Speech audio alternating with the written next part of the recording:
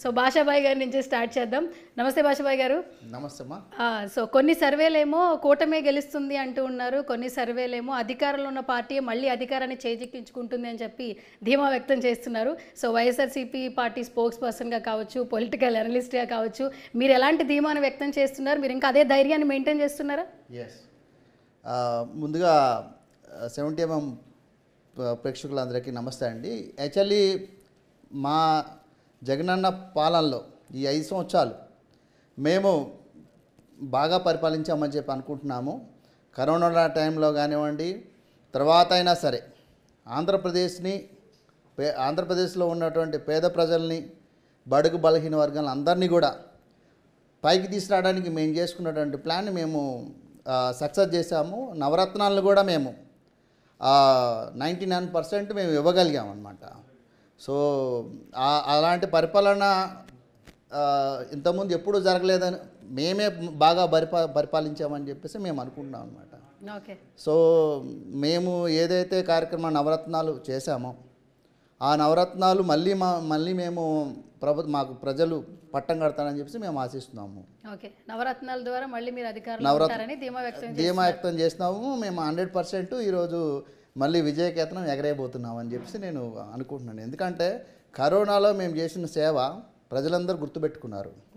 ఇంటింటికి వాలంటీర్స్ అనేది మేము మా జగనన్న 3000 కిలోమీటర్లు ఏదైతే పాదయాత్ర చేసి ప్రతి ఒక్క పేద ప్రజల గుండెల్ని చూశారు, ఆయన విన్నారు, ఆయన ఆలోచించారు. అదే ఆలోచనని ఏ విధంగా పేద ప్రజలకు సేవ చేస్తే వాళ్ళ కుటుంబాలు, వాళ్ళ బ్రతుకులు బాగుపడతాయో ఆ విధంగా ఒక నవరత్నాలు అనే దాన్ని డిజైన్ చేసి ఆ నవరత్నాల్ని ఏ విధంగా ప్రజల ఇంటికి వెళ్ళాలి అనే దాంట్లోనే పుట్టినటువంటిది వాలంటరీ వ్యవస్థ. వాలంటరీ వ్యవస్థ ద్వారా ఈ పథకాలని ఇంటికి పంపించారు. దాని ద్వారా మా ప్రభుత్వం సక్సెస్ అయిందని చెప్పేసి మేము అనుకుంటున్నాము. అందరూ కూడా ఈ రోజున పెన్షనర్స్ కానివ్వండి, తర్వాత ఎడ్యుకేషన్ సిస్టము చాలా మార్చాము. నాడు నేడు ద్వారా స్కూళ్ళు మార్చాము.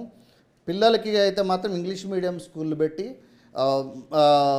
అంటే ప్రతి పేదవాడి పిల్లలు ఇంగ్లీష్ చదువుకోవాలంటే చాలా కష్టం ఉండేది ఇంతకుముందు రోజుల్లో. మేము ప్రతి స్కూల్ని మార్చాము, ప్రతి పిల్లవాడిని కూడా ఈరోజు ఇంగ్లీష్ మాట్లాడే విధంగా చేశాము. కాబట్టి మళ్ళీ మాకు ప్రజలందరూ పట్టం కడుతున్నారని చెప్పి మేము అనుకుంటున్నాం అనమాట. Okay, done. సో మా పథకాలు కూడా మా జగనన్న డిజైన్ చేసిన పథకాలన్నీ ఎలా ఉన్నాయంటే, ఒక ఆంధ్రాలో ఉన్నటువంటి మహిళ ప్రెగ్నెంట్ అయిన దగ్గర నుంచి ఒక పౌరుడు, ఆంధ్రాలో పుట్టబోతున్న పౌరుడు ఎంతో ఆరోగ్యంగా పుట్టాలి అంటే ఆ ప్రెగ్నెంట్ అయిన దగ్గర నుంచి ఏదైతే ప్రెగ్నెంట్గా ఉన్నటువంటి వాళ్ళకి మంచి ఆహారం, పౌష్టికాహారం ఇవ్వడం కానీ దగ్గర నుంచి చనిపోయేటటువంటి ఏజ్లో ఉన్న వాళ్ళందరూ కూడా ఒక మంచి సేవ చేయాలి ప్రభుత్వంలో అని ఈ పథకాల ద్వారా మేము అంత సేవ చేసాం అనమాట.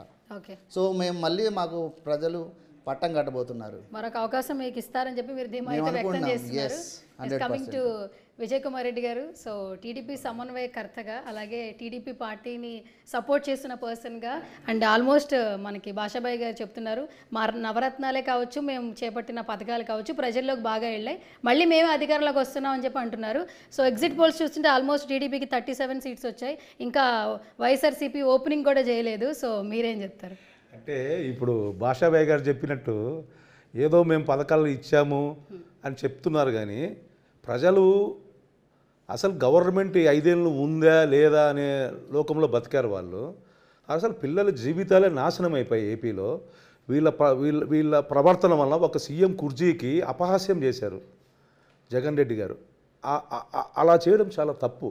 ఒక గౌరవం ఉంటుంది సీఎం సీట్ అంటే. ప్రజలు నమ్మి అసలు చంద్రబాబు గారు చేసిన ఒక పెద్ద క్యాపిటల్ చేయాలని చెప్పి ఏపీలో అంత మంచి టైం తీసుకొని అతనికి టైం ఇవ్వకుండా అతన్ని అందరు ప్రజలు కూడా ప్రజలను ఒక తప్పుదోవలో పంపించి వీళ్ళు వైఎస్ఆర్సీపీ వాళ్ళు, జగన్మోహన్ రెడ్డి గారు చేసిన పొరపాటు ప్రజలను నమ్మి అతనికి ఓటేశారు. ఆ కుర్చీ అసలు ఆ సీఎం ఉన్నారా లేదా 5 ఏళ్లలో మేము అనుకుంటున్నాం సీఎం ఇంతవరకు ఉన్నారా లేదా ఏపీలో. అసలు ఏపీలో ప్రజలకు జీవితాలు లేకుండా పోయాయండి. పిల్లల జీవితాలు లేవు. చదువుకుంటే ఎక్కడో అమెరికాకు వెళ్ళాలి, ఎవరు ఏపీలో ఒక ఉద్యోగం లేదు, ఒక ప్రాజెక్ట్స్ లేవు, ఒక కంపెనీ లేదు, ఏమీ తేలేదు అతను. పథకాల గురించి ఎంతసేపు ఉన్నా పథకాలు నేను చేశాను, పథకాలు ఏదో అందాయి ప్రజలకు, దానివల్ల ఏదో ప్రజలు లాభపడ్డారని చెప్పి అనుకుంటున్నారు. చాలా తప్పండి అది. అవి కూడా ఏ పద్ధతిలో సరైన పద్ధతిలో వెళ్ళలేదు. ప్రజలందరూ అయ్యో రామా అని అల్లాడిపోతున్నారు ఏపీలో. ప్రజల ఈ రోజు కోసం వెయిట్ చేస్తున్నారు. ఆల్రెడీ వేసేశారు ఓట్లు, అయిపోయింది. ఏ మెజార్టీ వస్తుందో మీరు చూస్తున్నారు. ఆల్రెడీ స్టార్ట్ అయింది టీవీలో, మీరు చూస్తున్నారు, ప్రజలందరూ చూస్తున్నారు. చెప్పేదానికి మేము పెట్టిన మా చంద్రబాబు గారు పెట్టిన సూపర్ 6 పథకాలు, సూపర్ 6 పెట్టారు కదా, చాలా ప్రజల్లోకి వెళ్ళింది అది. మా చంద్రబాబు నాయుడు గారు అధికారంలోకి వస్తారు, మంచి పరిపాలన అందిస్తారు, ప్రజలు సుభిక్షంగా ఉంటారు రాష్ట్రంలో. చరమగీతం పాడారు వైఎస్ఆర్సీపీ పార్టీకి. మా పార్టీ చక్కటి పరిపాలన అందిస్తారు మా చంద్రబాబు గారు. అదమ్మా సరే. Okay, done. And coming to Janak Samar garu, so ఎప్పుడొచ్చినా కూడా డిబేట్ సంబంధించి మీ వర్డ్స్ అయితే చాలా వరకు అందరూ తీసుకుంటూ ఉంటారు. ఎందుకంటే కొంచెం చాలా జెన్యున్గా పీపుల్స్ నుంచి వచ్చిన మాటలు, ఎందుకంటే ఏ పార్టీని సపోర్ట్ చేస్తూ మీరు మాట్లాడరు, ఇష్యూకి సంబంధించి మాట్లాడుతూ ఉంటారు. అండ్ ఇప్పుడు చూస్తే మనకి ఎగ్జిట్ పోల్స్ కావచ్చు, సర్వేలు కావచ్చు, నిన్నటి వరకు కూడా చాలా సర్వేలు బయటకు వచ్చినాయి. కొన్ని సర్వేలు ఏమో కూటమే విజయం సాధిస్తుందని చెప్పడం జరిగింది. కొన్ని సర్వేలు అయితే ఇప్పుడు అధికారంలో ఉన్నటువంటి పార్టీయే, మన భాషాబాయి గారు చెప్పినట్టు నవరత్నాల ద్వారా మళ్ళీ వస్తామంటున్నారు. సో మీరేం చెప్తారు? అసలు ప్రజల నాడి ఎలా ఉంది, ప్రజలేం కోరుకుంటున్నారు? అసలు May 13th రోజు ఎలక్షన్ అయిన ఆ రోజు రాత్రి ఒకటే మాట చెప్పానమ్మా, 151కి 1 సీట్ ఎక్కువ వస్తుంది కానీ తక్కువ రాదని చెప్పాను. ఈ రోజు కూడా ఏ ఛానల్ అయినా ఎక్కడైనా అదే మాట మీద ఉన్నాను, ఇప్పుడు కూడా అదే మాట మీద ఉన్నాను. ఫలితాలు చూడొచ్చు మీకు. 49 స్థానాల్లో టీడీపీ ఆధిపత్యంలో ఉంటే ఇంకా ఒక్క స్థానాన్ని కూడా ఆధిపత్యంలోకి ఇంకా జీరోలో ఉన్నారు ఇంకా వైసీపీ. అది బాబుగారు అంటే పాయింట్ ఏంటంటే అండి, ఈసారి బాబుగారి బొమ్మ చూపించాం, బాబుగారి బొమ్మ బాబుగారికి ఓటేయండి, అంతేగాని ఈ పలాని ఎమ్మెల్యే అని ఎంపీ అని చెప్పలేదండి. ఒక్కటే మాట చెప్పారు, నాకు ఓటేయండి, ఈ ఎమ్మెల్యే అంటే ఎట్లా అంటే మనం దేవుడిని, ప్రపంచం అంతా ఒక దేవుడిని కొలిచినట్టు పార్టీ ఏపీ మొత్తం ఒకే దేవుడిని కొలిచారు, బాబుగారు అనే దేవుడిని కొలిచారు. కాబట్టి ఇది 50 బోని 50 లీడ్లకు వచ్చేసింది. చరిత్రలో మొట్టమొదటిసారి 50 లీడ్ల వేరే పార్టీకి, ఏ పార్టీకి కూడా ఒక్క మెజార్టీ లేకుండా, అంటే లీడ్ల లేకుండా, అధికారంలో ఉన్న పార్టీ కనీసం ఓపెనింగ్స్ కూడా లేకుండా, చరిత్ర అది ఓన్లీ బాబు గారితోనే సాధ్యమవుతుంది. చరిత్ర తిరగరాయాలన్నా, ఏది చేయాలన్నా అది. ఎందుకంటే కుప్పంలో కూడా చంద్రబాబు ముందంజలో ఉన్నట్లు మనకి క్లీన్ స్వీప్ బ్రేకింగ్ లో కూడా వస్తుంది. అంటే జగన్ గారు కూడా నారా లోకేష్ ముందంజలో ఉన్నట్లు జగన్ గారు ఒకటే మాట అన్నారు, వై నాట్ 175 అన్నారు, తదాస్తు దేవతలు మనకన్నారు. మీకెందుకు 175 ఇవ్వకూడదు అనేది టీడీపీకి అన్నారు. అంటే మీకు 175 అనేది మనకన్నారు, అంటే తనని అన్నాను అనుకున్నారు. బట్ తదాస్తు దేవతలు బాబు గారికి వై నాట్ 175 అన్నారు. అదే చూపిస్తున్నారు. 151 కాదండి, అపోజిషన్ కూడా 18 సీట్లు ఏదైతే అపోజిషన్ కావాలంటే ఉండాలో అది కూడా అర్హత కోల్పోతాడు. చరిత్రలో పార్టీ లేకుండా అపోజిషన్ కూడా పదవి ఒక హోదా లేకుండా చరిత్రలో లేకుండా అయిపోతారు చూడండి. ఎందుకంటే 5 ఏళ్లల్లో అంత ఇబ్బంది పెట్టారు, పథకాలు అని, అది అని, ఇదని, బటన్ నొక్కుడని, అదని ఇదని, మొత్తం అదొక మాయ ప్రపంచం, మాయా బజార్ లాగా అదొక మాయ ప్రపంచంలో చేశారు. దానివల్ల ఫలితమే ఇది. ఎందుకంటే మేము 9 నెలలు ఫీల్డ్లో వర్క్ చేసామండి. బాబు గారు అరెస్ట్ అయినప్పటి నుంచి May 13th వరకు వర్క్ చేసాము. మాకు తెలుసు కాబట్టి పబ్లిక్ ఏం పడుతున్నారు కష్టాలు, ఏం ఇబ్బందులు పడుతున్నారు మేము ప్రాక్టికల్గా చూసామండి. ఎందుకంటే ఆన్ విలేజెస్, రచ్చబండలు అన్నీ మేము ప్రాక్టికల్గా అందరితో వర్క్ చేసాం కాబట్టి నేను ఆ రోజు అదే నమ్మకంతో ఉన్నాను. ఎందుకంటే లాస్ట్ టైం ఏదైతే మనకి పవన్ కళ్యాణ్ గారు ఆ 6% ఓటం వల్ల అనుకోండి, లేదనంటే ఒక్క ఛాన్స్ అని పబ్లిక్లోకి వెళ్ళి అందరినీ ముద్దు పెట్టుకొని పబ్లిక్ ఓన్ చేసుకున్నారు జగన్ని. అది 5 ఏళ్ళు పరదాలు కట్టేసి ఇంట్లో ఉండి ప్రపంచం మర్చిపోయాడు. దానివల్ల అప్పుడు ఎంత 151 ప్లస్ ఇచ్చారో 175 మైనస్ ఇస్తున్నారు ఇప్పుడు. దట్స్ ఓన్లీ రీజన్ అండి. ఇంకా పథకాలు అవన్నీ ఎన్ని చేసినా కానండి ఇంకా అది ఏది కాదు. ఇప్పుడు ఇది మన మనిషి కాడు జగన్ అనేది జనాలు గట్టిగా నమ్ముతున్నారు. రాక్షసుడు, మన మనిషి కాడు, అసలు తెలుగు మనిషి తెలుగుగాడే కాదంటాడు. ఎందుకంటే అండి ఆయన మాట్లాడేది ఏది క్లారిటీ ఉండదు. ఒక సైడ్ క్రిస్టియన్ అంటాడు, ఇంకో సైడ్ తిరిగి హిందూ అంటాడు, ఇంకో సైడ్ తిరిగి నేను బీసీ అంటాడు, ముస్లిం అంటాడు, అసలు ఏది క్లారిటీ ఉండదు. పాయింట్ ఏంటంటే అందరికీ మోసం చేస్తున్నాడు అనేది క్లియర్గా అర్థమైపోయింది. దట్స్ ఓన్లీ ఇదే నిదర్శనం. ఎందుకంటే ఇంత చరిత్రహీనుడు అవుతాడని చెప్పేసి ఆయన ఎవరు ఎక్స్పెక్టెడ్ అండి. ఎందుకంటే 0 మీద ఉంటారు, 51 సీట్ మెజారిటీ టీడీపీ ఉంటే ఇంకా 0లో ఉంటారు అనేది, తన సీటు కూడా తన మెజారిటీలోకి రాలేకపోయాడని అంటే ఇంకా అర్థం చేసుకోండి ఇంకా మీరు ఎంత చరిత్రహీనులు అవుతారో అనేది. అదంతే అండి, ఇప్పుడు ఏదైనా అంతే. ఇప్పుడు ఇక్కడ చూశారు కదా, ఇక్కడ కేసీఆర్ గారు ఏమైపోయారు, అక్కడ జగన్ ఏమైపోయారు, ఇద్దరు తోడు దొంగలు ఉండే, అలానే అయిపోయింది. ఏదేంటంటే అబద్ధాన్ని ఒక్కసారి చెప్పొచ్చండి, 10 సార్లు చెప్పొచ్చు, కానీ ప్రతిసారి అబద్ధం నడవదండి. న్యాయమే గెలుస్తుంది.